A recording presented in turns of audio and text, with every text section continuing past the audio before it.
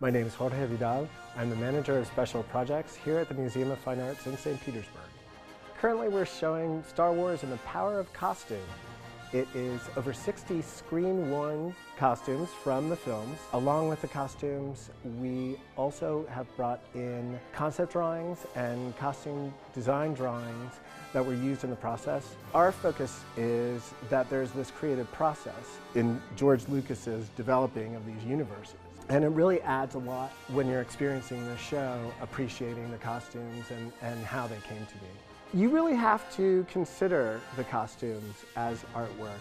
There are artists and designers that put a lot of thought into the process of creating them. In the context of the film, they really transcend just clothing.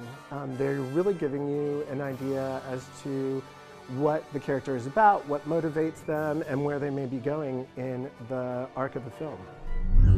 I'm Christian Blauvelt, a culture journalist and the author of Star Wars Made Easy.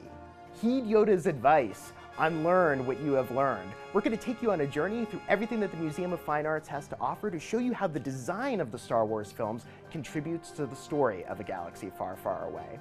Or, as one of Yoda's friends, another great Jedi Master, Obi-Wan Kenobi, once said, we're about to take our first step into a larger world. Fighters coming in. Here they come. So the Power of Costume exhibition at the Museum of Fine Arts really shows how the design of Star Wars helps tell the story of a galaxy far, far away. You know, the rebels wear a lot of earth tones, orange, green, brown. You really know because of that they're the good guys. And then you've got these guys. Our stormtroopers from the First Order and Empire, very monochromatic, all white and black. And you can just tell from the stark color palette here that these are the bad guys. Princess Leia is such an important character in the history of sci-fi filmmaking. She's so empowered. She's not all about just how she looks. She's about what she does and what she believes in, what she stands for. Here we have a costume from one of the most iconic moments in movie history. Help me, Obi-Wan Kenobi. You're my only hope. This is what Carrie Fisher was wearing in 1976 when they were shooting A New Hope. She was wearing this white turtlenecked garment to sort of indicate her purity of intent and purpose, that she is one of the good guys. And Carrie Fisher, being one of the great wits of our time, you know, she was a little snarky about the fact that Natalie Portman got to wear so many more elaborate costumes than she ever did in the Star Wars films. But I think this is from one of the moments really that people love the most. So this room is a feast for the eyes. We're here in a collection of all of Padme Amidala's dresses that Natalie Portman wears in Attack of the Clones and Revenge of the Sith. You know, if you've seen the films, these dresses are absolutely amazing. You know, first up here we've got, for the Queen Who Travels Light, this little ensemble that Padme Amidala wears when she's escaping from Naboo in The Phantom Menace. And this is what she chooses to wear while she's fleeing for her life. Okay. We're here with two of the most iconic smugglers in the galaxy, Han Solo and Chewbacca. This is like one of the greatest, bromances of all time, in this galaxy or a galaxy far, far away, let's face it. His whole look is based partly on the Western gunslinger, such a trope through so many Hollywood films.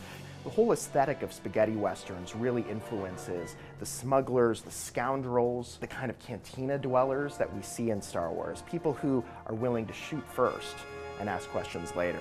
This room is so cool though, but behind them we've got Finn and Rey. Rey in her iconic Jakku smuggler's outfit, and then if you look over here, we've got the iconic gold bikini that Princess Leia wears when she's enslaved by Jabba the Hutt in Return of the Jedi. Now, Jabba the Hutt is a gangster. Of course he's a sexist jerk, and he would put her in a costume like this to really disempower her. But then, while wearing this outfit, she strangles Jabba the Hutt with the chain that's like keeping her enslaved. And so because Leia turns this moment of such disempowerment into one of empowerment, a lot of fans have taken to calling the gold bikini the Hutt Slayer.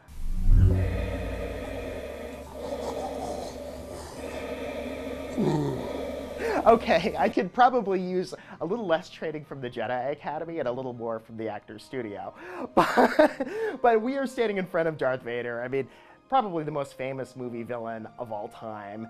And so many inspirations went into the creation of his look. Darth Vader is the central character of the Star Wars saga. What makes this character so interesting is that he is a fallen hero. Yes, he becomes this terrible, fearsome villain, but he ultimately is redeemed. And I think what the prequels really challenge us to look at are that the things that can make a hero so great are often the things that can make a villain too.